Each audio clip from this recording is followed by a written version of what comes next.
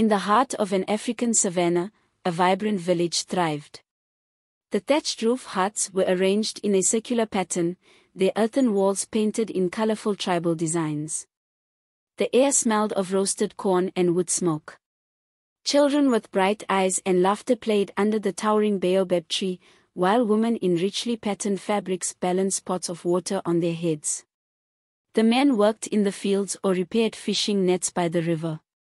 At the center of this community was John's butchery, a bustling little shop that sold the most tender meat anyone had ever tasted. John, a tall, well-built man with dark skin, a friendly smile, and a booming laugh, was the pride of the village. His butchery was always crowded, and his jovial nature made him beloved by all. Yet, amidst the chatter and laughter, an unsettling silence loomed. Mysterious disappearances had begun to plague the village. Whispers of missing people traveled through the air like smoke, yet no one dared to question their source. Toby, a cheerful villager with a hearty laugh, strolled into John's butchery one sunny afternoon. Dressed in his faded green shirt and patched trousers, he greeted John with his usual humor. "John, you're the king of meat," he said, slapping the counter. John laughed, handing over a neatly wrapped package. "Hey, John, can I have an extra sack for my charcoal?" Toby asked casually. John nodded and handed him an old sack. On his way home, Toby noticed something odd. The sack was damp, and a metallic smell wafted from it. Stopping under a mango tree, he opened the sack and froze in horror.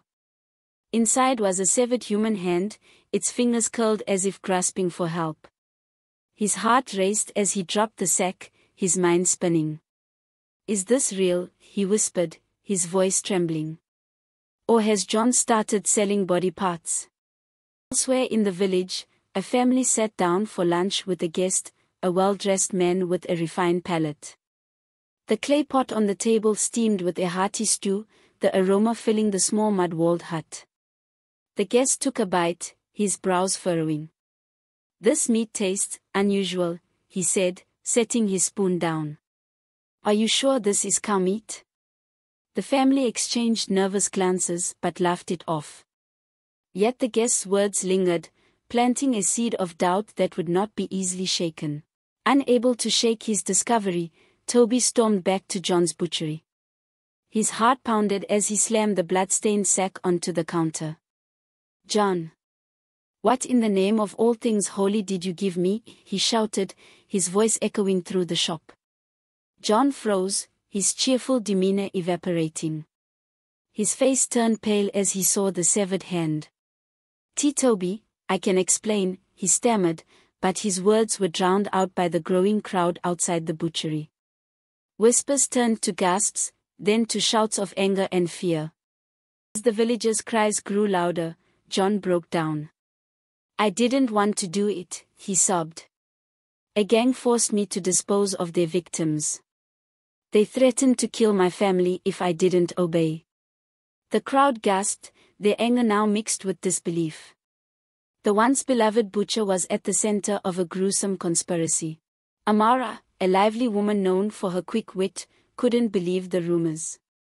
Sitting with her cousin China in her courtyard, she said, "John has children like us. How could he do such a thing?" China sighed. "People are saying the police found bones. Human bones.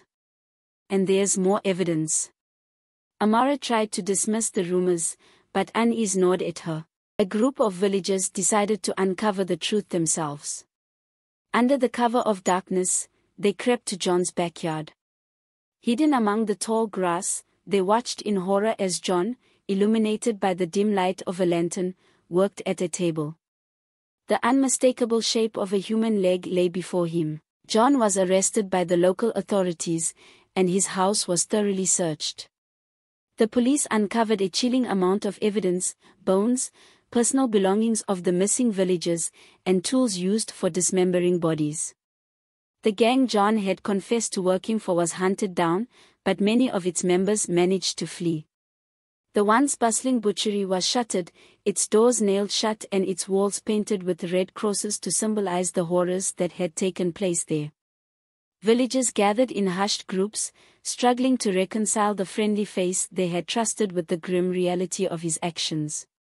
The community was left scarred. Friends and families of the missing struggled with grief, while others grappled with feelings of betrayal.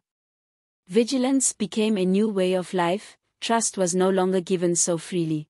Years later, the story of John's butchery remained a chilling tale passed down to younger generations.